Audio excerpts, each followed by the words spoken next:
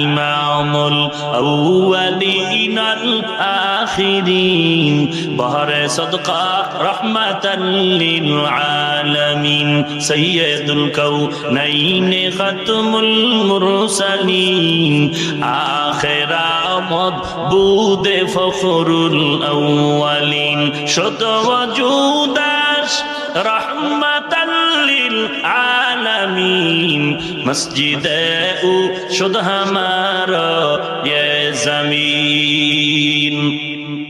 আল্লাহর নবী হাদিস শরীফে বলেন, তারাকতু ফীকুম আমরাইন, উম্মতেরা দুটো জিনিস আমি তোমাদের মাঝে রেখে যাই, লান তাদিল্লু মা তামাসসাকতুম বিহিমা, কখনো তোমরা লাইনচ্যুত হবে না, পথভ্রষ্ট হবে না, ক্ষতিগ্রস্ত হবে না যতক্ষণ ওই দুই জিনিস আঁকড়ায় ধরবে, কিতাবাল্লাহ ওয়া সুন্নাত রাসূলি, এক নম্বরে আল্লাহর কিতাব কোরআন, দুই নম্বরে রাসূলের সুন্নাত।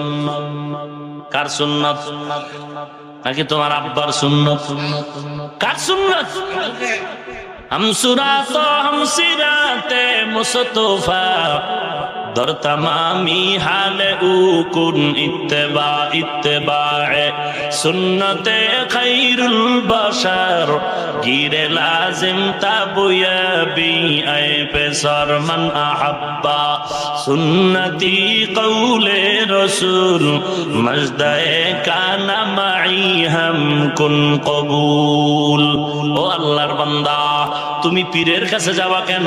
তোমার টার্গেট হলো আমি আল্লাহ চিনি না, পীরের মাধ্যমে আল্লাহর পথ চিনতে চাই।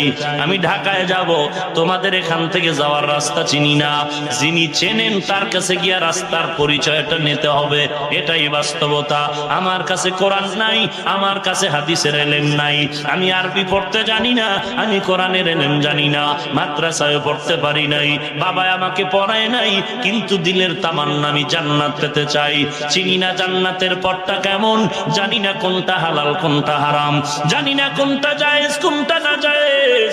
যারা জানেন তাদেরকে আলেম বলা হয়। শুধু আলেম না, আলেমের সাথে এলেম থাকবে, এলেমের সাথে আমল থাকবে, তাকওয়া থাকবে। এমন একজন জাননেওয়ালার কাছে আমি গিয়া জান্নাতের পথটা জানবো। আমি জান্নাতের পথ চিনি না, এমন আমল আমারে বাতায় দাও যে আমল করলে আমি জান্নাতের পথে আগায় যেতে পারি। যিনি পথটা দেখায় দেন একেই আরবিতে বলা হয় মুরশিদ। মুরশিদ মানে পথ প্রদর্শক। আল্লাহ তাআলা বলেন, মাইয়াহদিল্লাহু ফাহুয়াল মুহতাদ ওয়া মান ইউদ্লিল ফালান তাজিদা লাহু ওয়ালিয়াম মুরশিদা। ডাক্তার হতে চাও, ডাক্তারের ঘরে জন্ম নিলে হওয়া যাবে না। ইঞ্জিনিয়ার যদি হতে চাও, ইঞ্জিনিয়ারের সন্তান হলেই হবে না। ইঞ্জিনিয়ারের ঘরে জন্ম নিলে ইঞ্জিনিয়ার হওয়া যাবে না। ডাক্তারের ঘরে জন্ম নিলে ডাক্তার হওয়া যাবে না। ইমামের ঘরে জন্ম নিলে ইমাম হওয়া যাবে না। নবীর ঘরে জন্ম নিলে নবী হওয়া যাবে না। নবীর সন্তান যদি নবী হতে চাও, লেখাপড়া করে যোগ্যতা অর্জন করতে হবে। ডাক্তারের সন্তান যদি ডাক্তারের চেয়ারে বসতে চাও, লেখাপড়া করে মেডিকেল সায়েন্সের সার্টিফিকেট নিতে হবে। ইঞ্জিনিয়ারের ছেলে যদি ইঞ্জিনিয়ার হতে চাও, লেখাপড়া করে যোগ্যতা অর্জন করতে হবে। মুসলমানের সন্তান যদি খাঁটি মুসলমান হতে চাও, নবীর সুন্নতের আমল করে মুসলমান হতে হবে। তুকু যাও সুন্নতে আহমদ কুজাবা মোহাম্মদ কাইবুয়াদ নিসবতরা কারে শয়তা মিকুনি নামত বলি গরওয়ালি লানু তাস্তায়ে বরওয়ালি। আল্লাহ পাক বলেন, নবী জানিয়ে আসেন তা গ্রহণ করে নাও। আল্লাহর নবী বলেন, আমি দুটো জিনিস রেখে গেলাম, আঁকড়ায় ধর। ছোট সন্তান মা বাবায় হাঁটা শিখায়, হাঁটতে জানে না। হাঁটার জন্য বাবায় পেছনে, মা সামনে বসা। হাতটা ধইরা বলে, দাঁড়াও দাঁড়াও দাঁড়াও। একটু দুই কদম দেয়, আবার ছেড়ে দেয়। পড়ে গেলে পেছনে বাবায় ধরবে, সামনে মা ধরো। ইদানিং কালে আধুনিক যুগে সন্তানগুলো হাঁটার জন্য বিভিন্ন মেশিনের তৈরি গাড়ির ব্যবস্থা হয়েছে। আবার সাঁতার শিখানো দরকার, না জানি কখন বিপদ চেপে বসে। সাঁতার শিখানোর জন্য আমাদের গ্রাম অঞ্চলে দেখেছি ছোট ছোট পুষ্কুনি বা খালের পারে বাবায় চেষ্টা করে কলা গাছ কেটে দিয়ে, কলা গাছ ধরে ধরে বলতো এটা ধরে রাখ, বাবায় পেছনে দাঁড়ানো, তুই পাও দিয়া বাড়ি দে। এইভাবে আস্তে আস্তে সাঁতার শিখায়।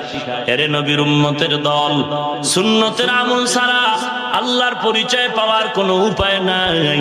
আল্লাহর নবী বলেন আমি দুইটা জিনিস রেখে গেলাম, এই দুইটা যদি আঁকড়ায় ধরতে পারো বিপদের বন্ধু, দুনিয়ার কেউ তোর ইমানটারে কেড়ে নিতে পারবে না। এ যুবক, তুই আল্লাহর মহব্বত নিয়ে বল, তুই স্কুলে পড়ো, তুই কলেজে পড়ো, তুই ভার্সিটিতে পড়ো, তুই ব্যবসা করো, চাকরি করো, আমার দিকে তাকায় লাভ নাই। তোর লাইনে যুবক জীবনটা যদি চলেও যায়, এক ওয়াক্ত নামাজ কাজা করে না, ব্যবসায়িক আল্লাহর বান্দা, আজান হয়ে গেল, দোকানের সামনে সাইনবোর্ড, নামাজের সময় বেচা কেনা বন্ধ, চাপটা ফালাইয়া আল্লাহর মহব্বতে নামাজে চলে গেল, এরম যুবক তোর লাইনে ব্যবসায়ী আছে না নাই?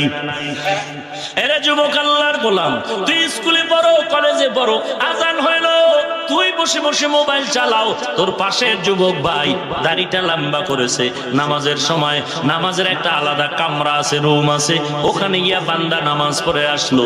বল ছাত্র ভাই, তোর মুখ ক্লাসের মধ্যে এরকম নামাজি আছে না নাই? ওরে চাকরিজীবী ভাই, তুমি চাকরির জন্য পাগল, নামাজের সময় পাও না, জিগাইলেই বলো পড়ব পড়ব, অথচ সময় মতো আজান দিলে তোমার পাশের ভাইটা নামাজে দাঁড়ায় যায়, তুমি নামাজ পড়লা না।